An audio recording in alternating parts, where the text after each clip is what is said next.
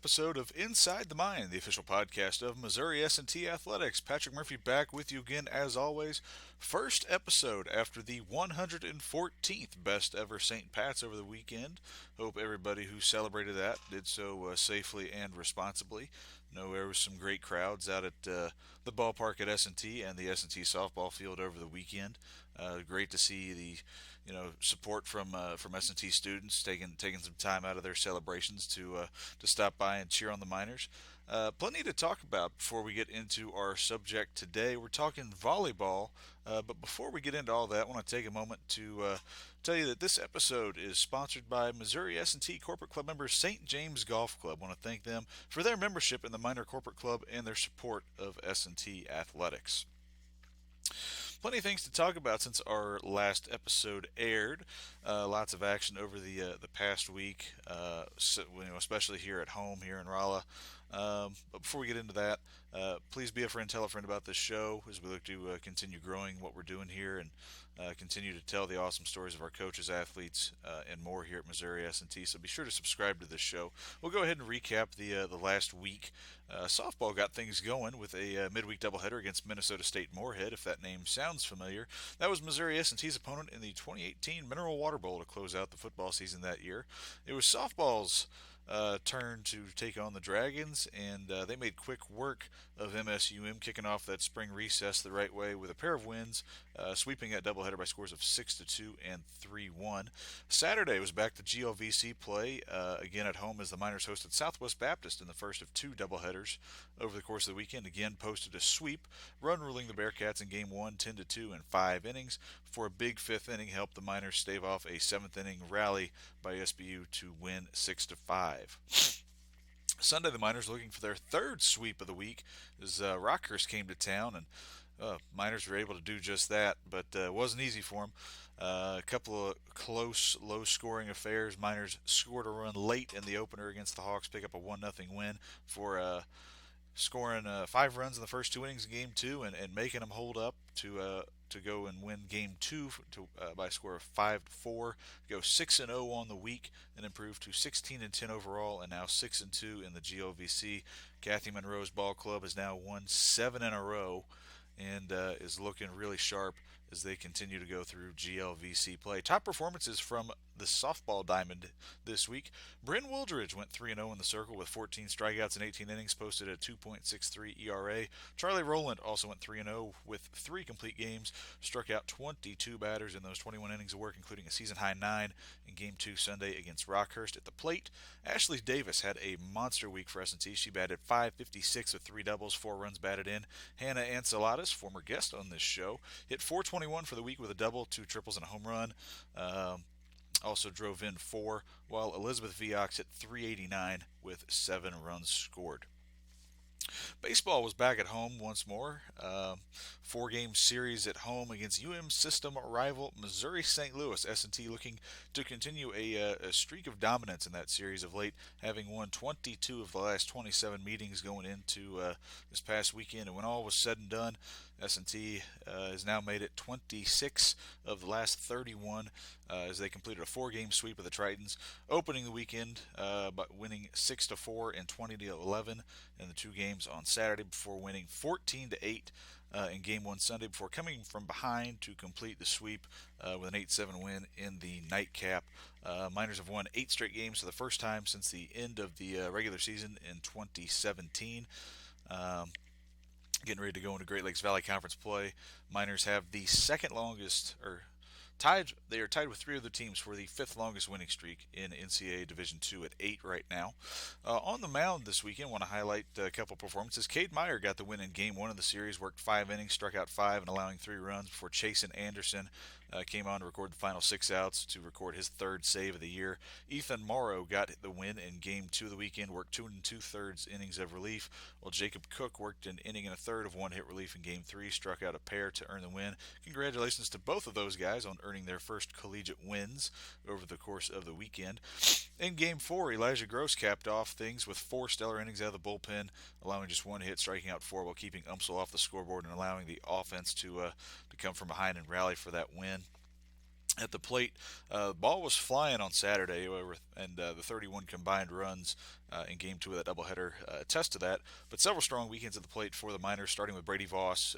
Second weekend in a row, he's absolutely torn the cover off the ball. Went 7 for 12, 9 runs batted in, 3 runs scored, home run Saturday, and the go-ahead 2-run double in the finale on Sunday. He's now hitting 345 on the year with a team-high 20 driven in. Garrett Weiner hit 385 this weekend with 2 bombs, scored 6 times, also drove in 9. He's hitting 421 with 4 home runs and 18 RBIs this season. Doug Wood hit 545 over the weekend and scored 8 times and has now hit safely in 6 straight, while Andrew Branson hit 462 in the series with 2 doubles, a home run, drove in 8 and scored 6 times himself.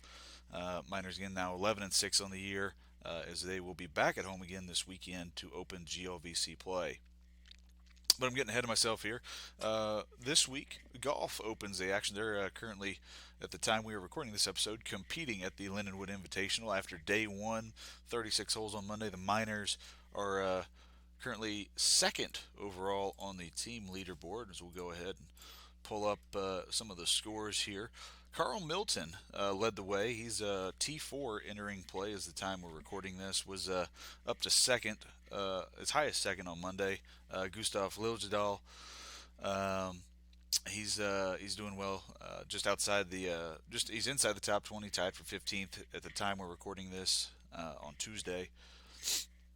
Yepa Taibo, Colin Stolze, and Fat Ho Young all in the top 30 as well.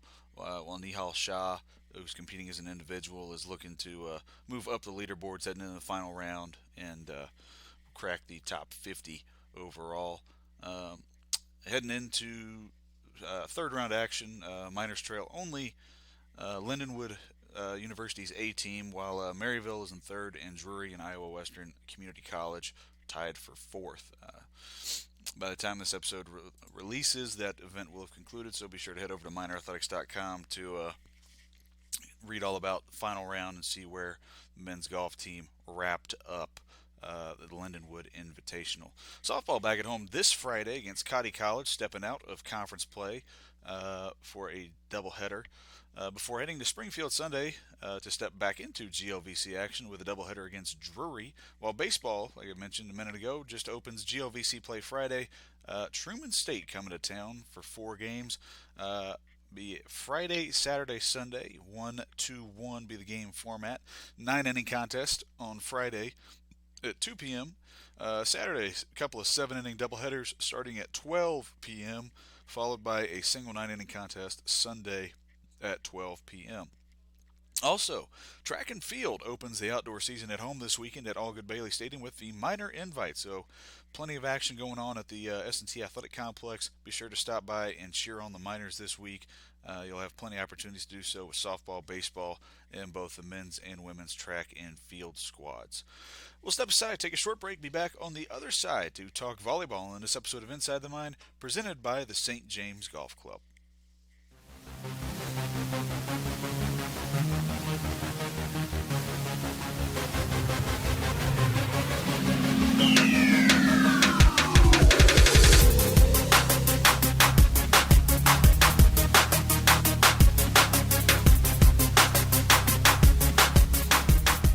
Welcome back to this episode of Inside the Mind, presented by Missouri S&T Corporate Club member St. James Golf Club. Again, I want to thank them for their membership in the S&T Corporate Club and their support of minor athletics. Joining us on the show today, he just completed his 4th season as the head women's volleyball coach here at Missouri S&T and has coached the Miners to a pair of GLVC tournament appearances, most recently during the 2021 campaign. Graduate of Rockhurst University, began his coaching career with the Hawks and has also made stops at St. Louis University in Georgetown, and has also worked with USA Volleyball and most recently the Women's National Team Open program in February. As Missouri S&T has announced, they will be adding men's volleyball as the latest varsity sport. He's also been named the head coach of that program as well. Please welcome Andy Halaz to the show. Andy, thanks for stopping by. It's finally good to have you on a show this year. Thanks, Murph. Working right across the hall from each other, and it's kind of funny how that worked out, right? Step up into this. So I'm excited. We appreciate all that you do. And, we're getting some good traction with this, and I think all of S&T athletics is getting some really good just traction on campus, and yeah, I'm excited for the future of it. Absolutely. I know we had the coaches radio show back in the fall. That was on like Monday nights, and I know you guys are always practicing like Mondays from like Yeah, 4 to 6. So like yeah, never the schedule canceled practice for the team, the so I could make it schedules on the over. schedules never lined up. So I'm glad we could finally get you on. I know there's volleyball's one of the big sports on campus. It's got a big following on social media. Really good alumni base. So I think this will be a really good conversation that we're going to have today. We'll go ahead and just kind of briefly recap the fall season last year. Made it back to the GLVC tournament. Yep. 19-11 overall record, 12-6 in the GLVC. Started off the year strong, won I think 6 of 8 to open up, and then kind of went through some health and safety protocol stuff in the middle of the year, battling with some injuries, kind of like how everybody else was still was dealing with. Finished on a high note, and on the regular season, unfortunately, lost in the first round of the GLVC tournament to Quincy. Obviously, I know the goal every year is to advance, through the conference tournament, win the division, win the GLVC, make the NCAA tournament. But coming off of the year that was the 2020, I guess the spring season, Yep. how was that transitioning back into finally playing? In your regular time of year? Was the shorter off? Did the shorter off season affect anything? Or Yeah, I mean, that was one of the things that we talked a lot about at the end of the 2020-2021 season, because we played spring of 21, was where I really wanted the team to step away from volleyball. Pretty hard for at least the month of May, but also this weird realization that we have to be really good in that first weekend. Bringing Missouri Western and Upper Iowa down here with a couple other teams that each year I've been here, we've scheduled a little bit tougher. And so that was kind of a weird dynamic. And, I focused a little bit more on the getaway and rest. And I never really mentally made it to what it would look like by the time November hit in the fall of 21. And just with those year-end meetings, I think the wear and tear kind of caught back up to us mentally, physically. I think we took a nice little break.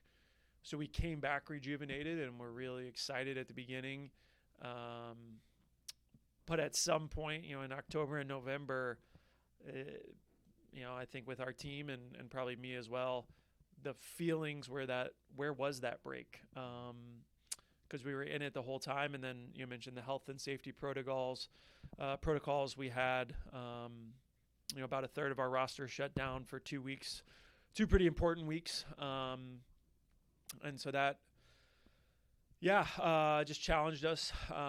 All in all, I think we did pretty good. I always want more from our team and had some really high expectations. And then when you look back at those 2 weeks and the quality of opponents that we had, still, going 2-4, which doesn't seem like much in that stretch. But considering what was, who was the available. Players that were missing and the way that we moved around some players, into some new roles, it's just really impressive what our team as a whole was able to step up and do. And, even in some of the Michigan Tech loss in 5, that was the number 2 seed in the region. And we took them to the brink when, it very easily could have been the quickest match of the year. And so for our kids to muscle up to those challenges was pretty neat. But yeah. Yeah, no, you're talking about people stepping up during that stretch. Madison Offerman really kind of stepped up. Maddie Mason, a couple other folks. I know Abigail Whitaker really emerged as the season went on. And then obviously you had Kiernan and Peyton and that older leadership part of the team. Obviously their time here is over. I'm sure there's a lot of folks in the GLVC that are going to be happy to see somebody else wearing number 12 next year. Yeah. Well, year over year, college athletics, there's turnover most of the time from the spring to the fall. We didn't graduate any starters, and so that was different. We had a lot of knowledge about who was coming back, and um, we lost some leadership, and Aubrey moving on. Um, but from a points production, we felt pretty good about knowing what we had in the gym. Where we didn't need, the data showed that we didn't have to have freshmen showing up and showing out early on. If they earned the opportunities, then that was good. Um, but there's also, hey, upperclassmen, assert your dominance over the new kids and say, hey, we made it to the conference finals and lost in 5, and we have enough in us to do what we need to do there. And then you fast forward a little bit to this COVID shutdown, and all right, freshmen, here we go. At that point, Maddie becomes a starter. Brooke gets in the lineup pretty regularly, and then Alyssa and Bell, you're right there on the left side, because our left side got depleted pretty quick with COVID, and Avery Reed had a season-ending injury, and so it was good to see them in that element. It definitely helps us, I think, moving forward for this next year. But Maddie Mason stepping up as we move Peyton over to the left. I think that's one of the exciting things is everybody's like, oh, you're losing this all-region player in Peyton. And it's, we've had Peyton's replacements here for 2 years now with Maddie and Hannah Feltz. Because the original plan was for them to learn for a year and kind of see what it takes and then take over the reins. And so they've been, itching to show what they've got. And so I don't, as much as I love Peyton and as special as a player as she is, I don't think that there's this massive hole that we have to worry about, because we've seen it in the gym every day for the last 2 years that our right side production is still going to be pretty strong. And then with Mo in the middle, she's doing some nice things this spring. We get to slow some things down for her. But with Kiernan's departure, what Mo was able to do in the fall, and then what we see in the spring, and we're also adding some new faces this next fall, and they'll try to have something to say about where they fall in the lineup. So it's always tough losing anybody, but I feel good about what we've done this spring and so far, and excited to see what else we're able to do here in these last couple of weeks coming up. For sure, I know everybody's excited to see y'all get back on the court and open things back up. August, that last week of August, first week of September, coming up in the fall. Just kind of looking back, you just wrapped up your 4th season here. What can you say about the progress this program has made to returning to a perennial power in the GLVC since you've been back? I know when you took over the job, it had kind of declined slightly from the standard that had been established under previous head coach Jason Holt, but then just kind of building things back up and helping S&T return to a top team and now what still is the GLVC Western Division and the league overall. Yeah, I think I'd be remiss if I didn't acknowledge, what Jason was able to do, starting the women's program, and in his tenure here, getting us to 2 NCAA tournaments and 2 West Division championships. And, that was a big piece of why I even took the job, is I'm a pretty competitive person, and to see and know that we can win here was important. His last 2 seasons weren't great, and so not all hope was lost, and it was just reestablishing a culture, and kind of how I think things can and should be done. And so that first year, it was just kind of reestablishing some priorities and beliefs, and what are we here for? Some simple things like if we're running sprints and someone's yelling out, "Don't be last." Let's hold up. That's not our goal. Our goal is to not be last. I want to find out who the winners are, on this team, and I want us to be a winner in the GLVC. And so being really concerned with our language and how we're approaching things from that aspect. And then just the belief piece. Our first conference match here was against Rockhurst, who ended up going to the Final Four that year. And we played them tough the first two sets in the 20s, and I think we were pretty happy with that. And then I felt like the team kind of cashed it in set three and said, hey, that was a good night, and we got rocked.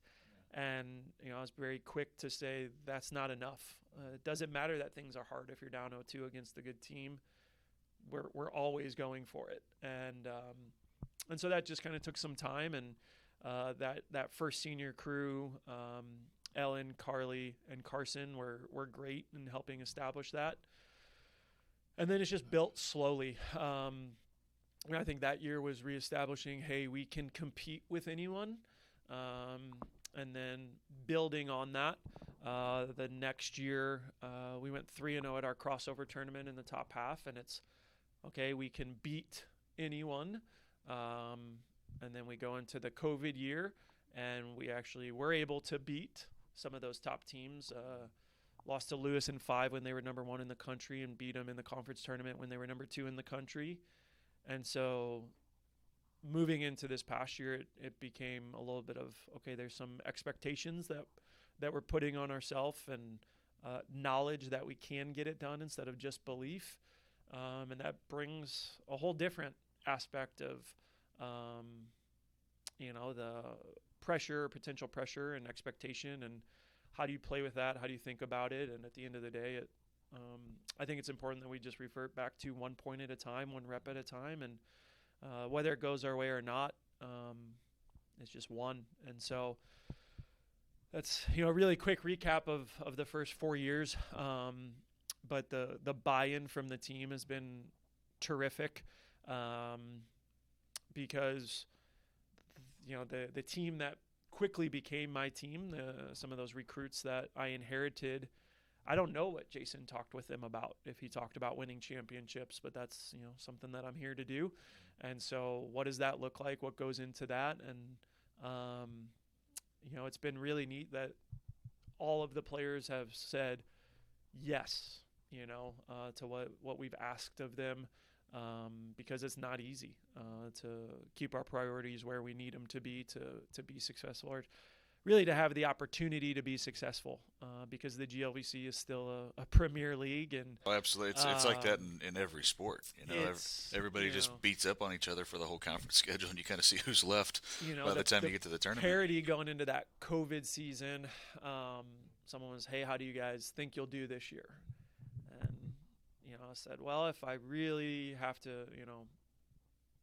put some money on it, which I didn't, don't worry, I'll say between 3rd and 12th. People are like, you can't have that big of a gap when there's a 15, 16 team says conference. Who? And it's like, well, the difference between 3rd and 12th, there'll probably be 2 or maybe even 3 matches at most. And so, yeah, it just depends on your tiebreakers and how it all goes.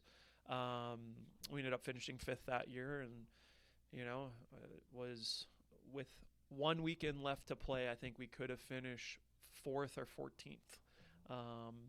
So it was pretty crazy. And you look, moving forward, Southern Indy and Lindenwood leaving, and we're doing a single round robin this next year. So those tiebreakers probably become a little bit messier. It's there's less teams, but I think the parity is greater than it's ever been, because there's just no bottom tier anymore. I think when I came into the league and previously, there was a couple perennial bottom feeders, but they're gone now. And enough teams have beaten those top teams that, the difference between worst to first is, three teams deep. The last place team beats a medium team. The medium team's able to beat the number 1 team. And now everybody knows that everybody's vulnerable. And so you're a dogfight every night, which is nerve-wracking and exciting all at the same time. I know it's conversations we have in this office all the time. It's the GLVC is one of the premier leagues and across the board in every sport in Division II, and it's me, myself and John, we're always talking about it. It says you never know anybody can get beaten on any night by anybody else, and so you go through your conference schedule and you just kind of see who's left by the time you get to the tournament. So. And during that COVID season, it worked out and brought home a banner. And like everything you just said, those are earned, not given. Um, Yep.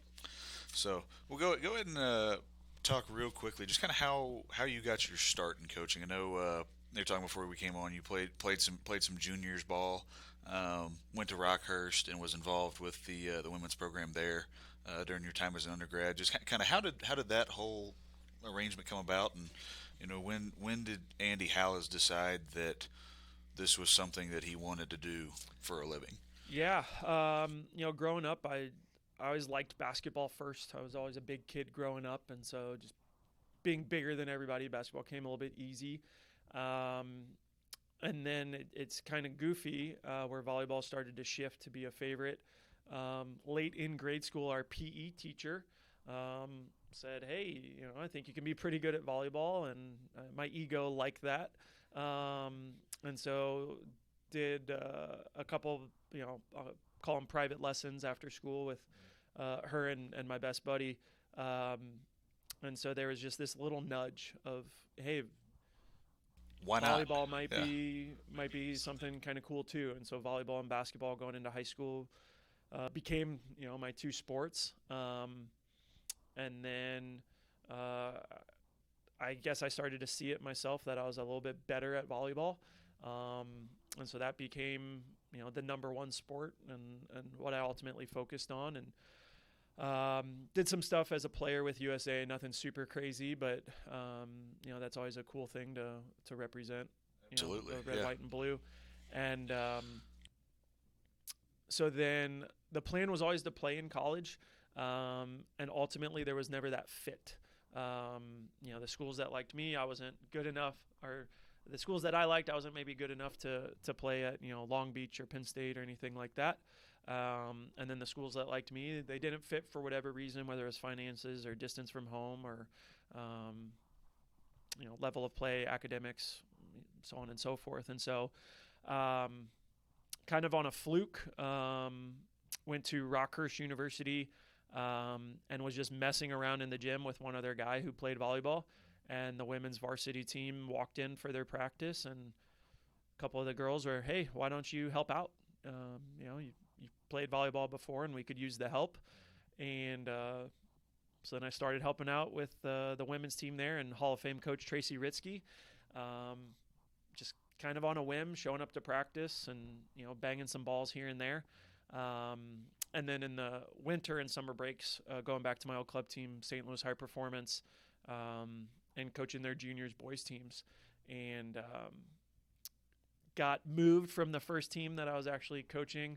It was one of our top teams, and I went silent. I'm like, these kids are better than me, and I was a little intimidated by some guys younger than me. Just sure. how do I give them good information? Yeah, And Scott Meeber, the club director, is a good friend of mine, had the wherewithal to move me to a different team and let me find my coaching voice. And ultimately some things came full circle there, but helped out at Rockhurst during that time. I switched my major a few times, but another mentor of mine was coaching collegiately, and it was, oh, you can do this for a profession. And I realized that about junior, maybe senior year. And my dad told me to get a job or go to school, and I didn't have a job, so I kept my schooling when I got my master's at St. Louis U. And some good fortune happened again, where I emailed their coach, Ann Cordes, who's another Hall of Famer, and said, "Hey, can I help out with your team?" And she said yes. And we had 2 top 25 seasons with St. Louis U, and um, beat Stanford when they were number 3 in the country. Some cool experiences there, and that helped me get my foot in the door. Ultimately at Georgetown, spent some years out there doing that, and then tried putting my degree to a work where I taught high school for a couple years, and then worked full time for High Performance, and then missed the college game. We just get to spend a lot more time with our players and really help in that transition of them as people, where club coaching is more year to year. and you're trying to get them moved on to that higher level. Yeah, and so it's less of that family or tribe environment. People still have allegiances in club ball and all of that, but I just miss what college had to offer, and my role as a college coach. And so when S&T opened up, again, things came full circle, and Tracy Ritzky, being in the conference, his voice held some weight, and Mark Mullen listened to him saying, "Hey, give this guy a shot or an interview or whatever," and here I am. So that's kind of the coaching journey in a nutshell. That's that's so being able to work with not one but two Hall of Fame coaches. That's not many people get to say that, and I'm sure there's countless little things that you just picked up, just like even just like daily, Yes. that just kind of seem they seem insignificant in the large macro of things, but that's how you build a year in year out winning culture, winning program, and be able to compete at a high level every day. Yeah, and the crazy thing is I had no clue who they were. It was just I happened to be going to school at the school that you coach at. And I think like a lot of the top people in our profession, especially in volleyball is pretty intimate circles, is just the humility and humbleness of both of those individuals, but a lot of the top coaches. You mentioned the USA Gym, and Karch Karier, women's national team head coach, just led them to a gold medal, and total servant leader. Go out to Colorado Springs, and he's, "Hey, how are you doing? Tell me about you." And it's like, "Okay, Karch, I'm Lily. You're another Hall of Famer, and the winningest men's volleyball player of all time. But sure, I'll tell you about my newborn son. Why not? And so I think that's just it's been really, really great. For my development, but also I think for volleyball in general, because you can pick up the phone or shoot an email and say, "Hey, coach, from this really, really great program, I want to pick your brain," and they'll probably say, "Yeah, let's Zoom, let's have a video chat," and it's just good for volleyball in general, and the camaraderie of the sport. I think that we share a lot of information, and in the GLVC, there's no difference. We're going to recruiting in Indianapolis this weekend, and sure we'll be hanging out with the UND coaches and talking about how they're spring ball and what they're getting better at, and just the coaching circles are really cool, and very fortunate to have been in some of the circles that I've been in. For sure. I know you said before you got back into the college coaching game, you were spending some time at the club level. What was it about this position at Missouri S&T that kind of piqued your interest, about throwing your name in the hat for being considered for the head coach? Yeah, I think that it checked all of the boxes for me and my family, and that's pretty hard to do. This is the first collegiate position where I've had my own family, aside from my parents, being part of their family, Sure, yeah. if you will. Little bit different thing to take into consideration. And ultimately the decision came down to, this is what's best for our family. So with club ball and the opportunity to do that full time, it's all nights and weekends, because that's when high school kids and grade school kids aren't in school. Yeah, lessons Monday to Friday. Yeah, from 6 to whenever, and you're out playing on the weekends. 4 to 10 every night in the gym, and then some office work that you have to do as well. And so, I love the club and the people that I worked with, and some of the best volleyball minds, I'll say in the country or internationally, they just happen to not coach collegiately. They coach club and focus on the development side of things a little bit more. But just not being home for dinners and nights and weekends, bedtimes, it was, hey, is there something else that maybe can help me be a better husband and father? And so S&T specifically checked a box on the distance from home side of things. My wife had never lived outside of St. Louis, and hour and a half away. There you go. We're an hour and a half from the house she grew up in. And so we're able to travel there and still, make all of the family birthday parties and all of that stuff at a really high level. And so that was important for us. But it was also neat because we got to see how we did, quote unquote, on our own. Can we overcome some adversity as a family when, one of our kids is sick and somebody has to take off work? And, that's definitely helped us as a family grow really close. I also mentioned the commitment, to excellence, I'll call it, academically, but also athletically, and some things have changed and shifted since the pandemic, but seeing Jason's success says, hey, we can do this. Because I think some people say, oh, that's an engineering school. Girls don't even go there, which is false. We all, we have other majors and all of that. But, I think what we have on the academic side of things is untouchable, and creates a niche that nobody else in our conference and not many other Division II schools in the country have, where, a good amount of our team has either come from or turned down Division I opportunities because they want to use the springboard that we have to offer, not just for volleyball, but for their professional careers. Sure. And so that's a really exciting thing. And then you take the volleyball side of it of, hey, we've won in this conference, which is very tough. And if you can win in this conference, what is your ceiling? And I firmly believe that ceiling is a national title. And that's, as someone who's competitive, that's a pretty good ceiling to have. And so there's all these different things that went into, the way that it worked out for us and why it was attractive. We're in a hotbed of volleyball. Kansas City, I'd argue, is, the hottest volleyball city right now from a recruiting standpoint. St. Louis volleyball has been very strong, and then Springfield, for those that don't know a lot about volleyball, is for how small of a city it is pretty massive in the volleyball world for the talent that they've churned out. And so, in 3 hours any direction, you're pretty much good to go to build your roster. I was going to ask you as a follow-up what makes Missouri S&T, such a special place to be a student athlete, but I think you got it in one. With your answer to the previous question. I mean, and I'll pick other coaches' brains, kind of how I talked about, and just, hey, how do you get these good kids in your program?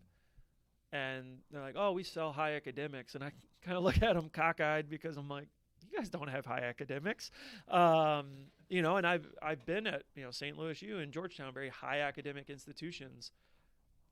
We blow both of them away, and Georgetown has a lot more name recognition on the national scale, especially outside of the STEM fields. But the grinder that our kids go through here, they're as prepared, if not better prepared for life after college than either of those institutions.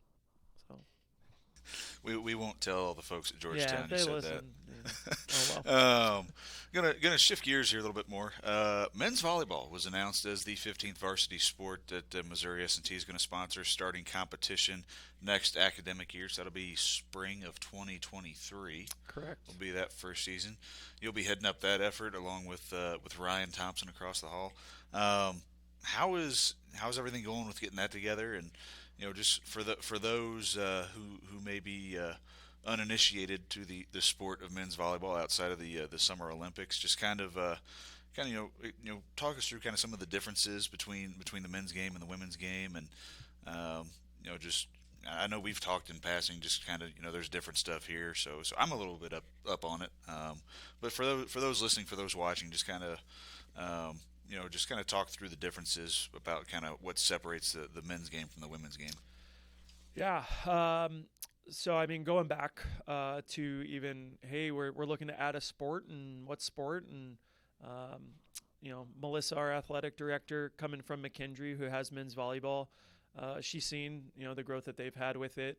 And, she was picking my brain on it. And absolutely, we have this really great niche, and just how we can use our academics to help our success on the women's side. Yeah, on the men's side, there's this big hole that needs to be filled in computer science and the STEM fields, and there's not a ton of offerings for Division One men's volleyball, and so anytime you can fill a hole, you give yourself a really nice springboard. And so I say Division One men's volleyball because there is no Division Two men's volleyball national championship, and so we will play a Division One schedule. All Division Two teams do, and so as we're looking through scheduling right now, talking with Ohio State and Loyola Chicago, and some of those the big household household names, the yeah. big names that everybody sees on TV. And so I'm excited about that. But it's going really well right now. Right now we have 10 guys for next year. Ultimately, we're looking for around 14 or so. That way we can play 6-on-6, full scrimmages in practice where Ryan and I don't have to play at all because we're both past our prime pretty significantly. But I think right now we're right on that cusp of being good for a first-year program versus just being good. And I want to be good, right? I always want more. Perpetual dissatisfaction is a phrase that I use with our teams of, hey, we've reached this benchmark, and now how do we surpass that? And so, we've got, some nice local kids coming, St. Louis, Kansas City, but we're already seeing, the national recruiting scope because of who we are academically. Kids from Virginia. We have a Virginia commit, Pennsylvania commit, talking with some kids from Florida. Obviously, we've got a couple Chicago kids, New Jersey, the whole gambit. And so it's going well. We'll be wrapping up our 22 class here in the next 3 or 4 weeks, hopefully. We've got kind of that last round of offers out. And we're looking, to the scheduling piece for next year. And, there's two different ways we can go with that. We can look for a lot of wins and, make ourselves feel good, or we can go play some of these big dogs and see where we stack up. And so we're leaning more on that side because we don't, want to just be there. We want to really be there and compete. And the exciting and nerve-wracking thing is there's not a lot of bottom feeders in men's volleyball because there's so many guys that want this opportunity to play collegiate men's volleyball. You're stepping into a high level no matter where you go. Yeah, I mean, when you're looking at the Midwest Conference right now, it's an 8-team conference, and 6 of the teams are within the top 16 in the country, so that's pretty okay. Yeah. And so it's like, okay. And those bottom couple aren't slouches. And it's like, okay, if we can be there with them and get ahead of them, then what? Okay. The next team on that list is a team that's a top 15 team in the country. Okay. And so I think that's exciting. Year one will be interesting because we'll be rolling out a team that's largely 18, 19-year-olds, while a lot of these teams have their COVID fifth years and they're 23, 24-year-olds. And so that's exciting in and of itself because challenges are good and we'll get some good data. But at the same time, this first class, as they see things through into their junior and senior year, there's not many people who have been a 3 or 4 year starter, and the experience that comes with that. They're going to be those guys that are kind of going to help lay that foundation for this program moving ahead. And when you get 2, 3, 4 recruiting classes in now, those are the guys that are going to be like, hey, this is how we do things here. It's kind of fun when we're meeting with recruits in the Hall of Fame room, and it's with some confidence I can say there's a good chance you'll have a plaque in here at some point, because of the records that they'll be able to hold. Because we are getting, some guys that we quote unquote shouldn't get in a first year program, but because they want the academics that we have, they're pretty physically gifted and, have a good work ethic about them where I feel good about where we're going. And so jump into the question about some of the differences between men's and women's volleyball. I think the physicality is a big difference. The net's a little bit higher. It's an 8-foot net instead of a 7'4" net. The ball is just a shade heavier. It's not noticeable to most people, but it's a little bit thicker of a ball. And the physicality and the speed of the game are even more. So I think our women's team plays a men's style of game. We're pretty aggressive. If we have the opportunity to hit or tip, we're going to hit.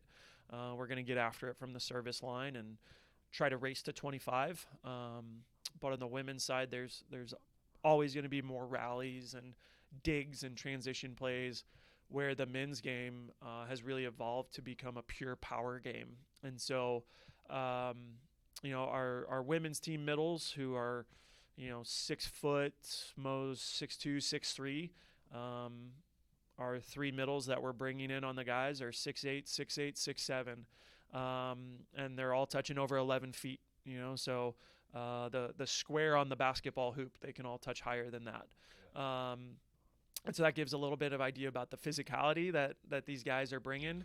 Our women's team probably hits the ball in their attacks around 40, maybe 50 miles an hour. Guys are going to be high 60s, maybe a 70 if they're really, really great, coming there. And then some programs have guys that touch 12 feet. So that's the top of the backboard on a basketball hoop, which that's absurd to think about. That they're athletes who, are LeBron James-esque athletes on at the national team level. But for us, they're guys that very well could play, Division I men's basketball, could play men's basketball here with their physical tools. Now, can they shoot a ball or pass a ball? I don't know. From a basketball perspective, but they're big, physical, powerful guys, and so the game mirrors that. If you're serving soft, and that team has all 3, 4, 5 attackers coming at them, that team's got a huge advantage, and so you've got to serve tough to back them off the net, so you have a shot. And so you're bombing jump serves, and so there's a little bit more risk involved in kind of everything that the men's game is doing. But yeah, hopefully everybody will come out and check out the team, and it is definitely not your family reunion, backyard barbecue volleyball. Would you say the pace of play is? I mean, I know I've caught a few games on ESPN Plus this year, just to kind of start getting used to kind of just watching the speed of the game. And to me, it seems at least it's everything's just so much quicker. It's yeah. I mean, right, the ball coming off the individual's hand is obviously at a really, really high pace. But with the hang time that these guys have, the speed of the offense between the setter's hand and the attacker's hand, and mixing front row and back row, and the broad jumping from the back row, from the 3-meter line, the 10-foot line, those guys look like they're front row attackers. And so in a lot of cases, you've got 4 attackers coming full speed at 3 blockers. And so it's, 4 versus 3. It's a fast break almost every single time, to put it like that. That still just kind of blows my mind that there's guys that can literally almost jump out of the gym, and go higher than the top of the basketball goals and everything else. But I think that that saying that all men are created equal thing. I'm sitting here at 5'10", and I'm feeling bad about myself now. But no, I'm definitely excited to see what the men's team looks like next year, and excited for that journey that we'll be able to kind of when everybody gets here in the fall and kind of showcase everything leading up to that. The first ever serve of men's volleyball here at Missouri S&T at the varsity level, and I think that's going to be a really, really exciting journey to help document. I know I'm excited to help tell that story. Yeah, no, it's super awesome, and just the growth of men's volleyball. It's the fastest growing men's sport in the country at the youth levels, and so hopefully more schools continue to add it. As a volleyball fan, we want the growth of men's volleyball to be big and sustainable. And so I think we're getting in, I'll say in the middle of the curve. A couple schools have added it in the past couple years, but I think more and more schools are going to add it. And um, as we establish ourselves, it's going to set us up really nicely, for the future, of just being a very good men's volleyball program, moving forward. And then, the parity of men's volleyball. Lewis, one of the teams from our conference, the GLVC, their men's volleyball has a really rich tradition, and they've last year, I believe, the last maybe 3 or 4 years, they've been in the Final Four. And so here you have a little D2 school, outside of Chicago, beating BYU, Hawaii, Sure. UCLA. McKendree just beat Pepperdine earlier this year. It's a big get. Yeah, Pepperdine. Their campus is beautiful. You throw your frisbee too far, and it's in the ocean. And hey, we've got these little GLVC schools, doing some big things, and so excited about working toward us being another one of those. I appreciate you taking time out of your day. I know you're just talking with Ryan about kind of almost the morning meeting for y'all before you get going every day. Appreciate you taking time to stop by. Glad to finally have you on a show this year, and kind of talk about everything that's going on with Missouri S&T volleyball, both with the women's program and the men's program. A lot of it's exciting time to be involved with volleyball here, and we're all looking forward to next fall and especially next spring. Yeah, appreciate it, Murph. That's Andy Halaz, the head volleyball coach here at Missouri S&T, and that'll help wrap us up on this episode of Inside the Mine, again presented by the St. James Golf Club. I want to thank them again for their support of Missouri S&T athletics. If you aren't already, please take a moment, subscribe to the show wherever you may be watching or listening. That way you don't miss an episode in any of these great conversations we've been having. If you have missed an episode, you can go to the Fan Zone tab at MinerAthletics.com. Look for the Inside the Mine podcast. All previous episodes are there, as well as links to all the platforms where this show is available on YouTube, Spotify, Deezer, TuneIn, as well as our host site, Podcastix. Thank you all for taking time out of your day to listen. Without you, we wouldn't have this show. So thank you all for listening and your support. And as always, cheers and go Miners.